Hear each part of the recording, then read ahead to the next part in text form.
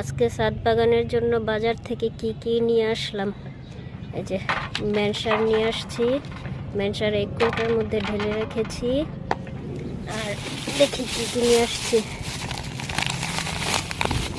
জৈব সার আনছি,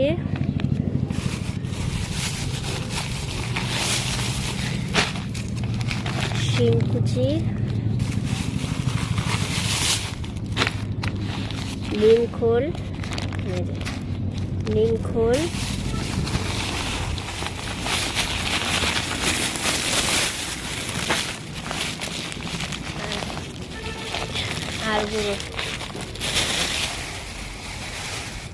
হাড় গুঁড়ো, নিম খোল,